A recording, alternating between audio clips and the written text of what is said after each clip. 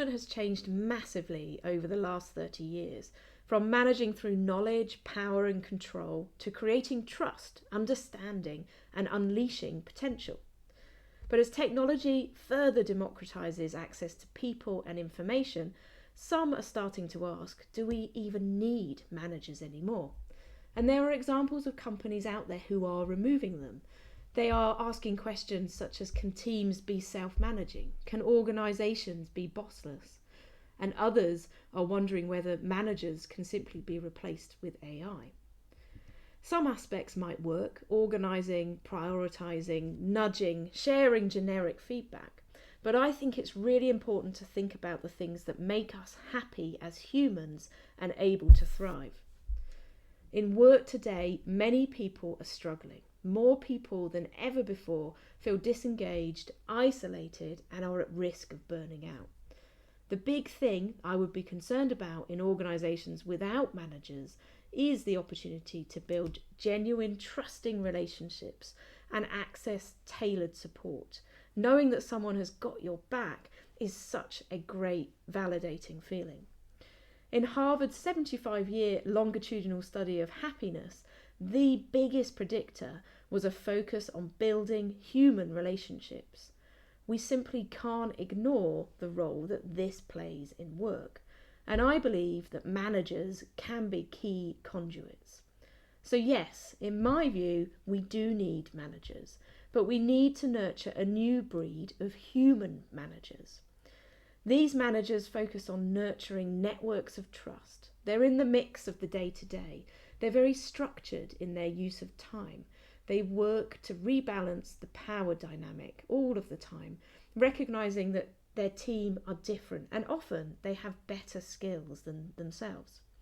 They foster a climate of collective intelligence, coaching, teaching, enabling, bringing out the best in each individual. A great example of this is Ross Brawn when he joined Ferrari. He deliberately chose not to bring in his own people, which was something that he could have done, especially considering the team had been underperforming. They were failing. Instead, he worked with the existing team. He got to know them, to understand them. He built relationships and, crucially, he built trust. And he managed to turn a failing team into a winning team. So it wasn't about the individuals, it was about the culture and the environment that they were creating.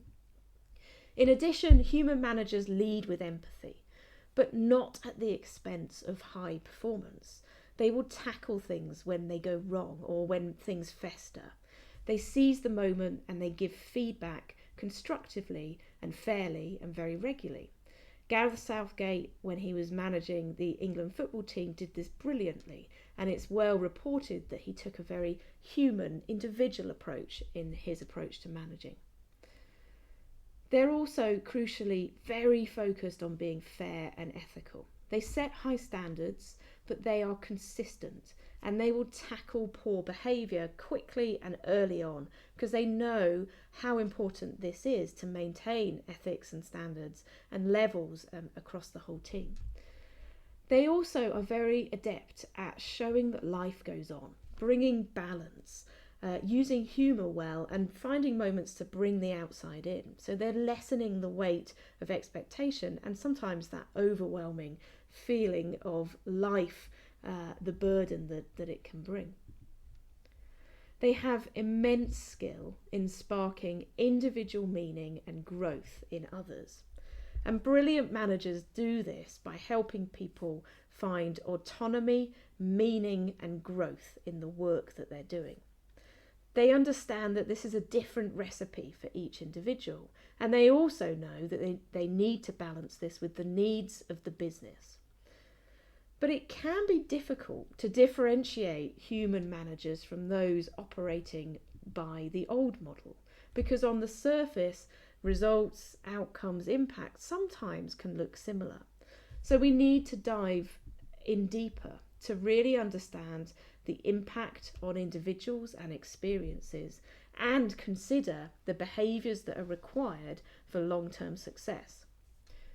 To build happier, healthier human workplaces, we need to identify, support and empower human managers.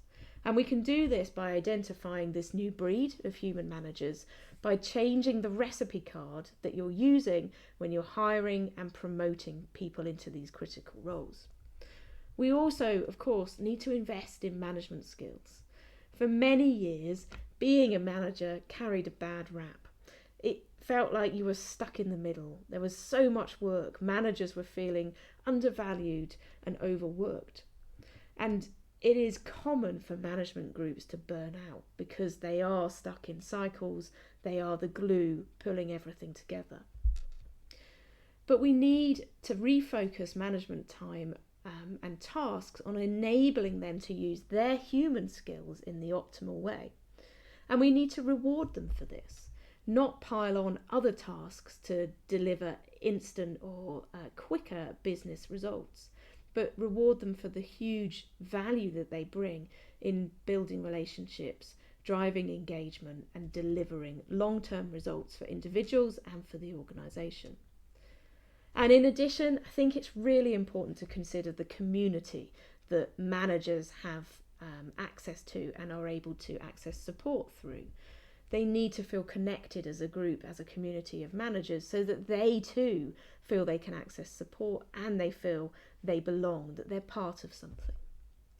So my advice to you in this complex, ambiguous and ever-changing world of work is to get the heart of your organisation beating with human managers and enable them, empower them to bring work to life for your people.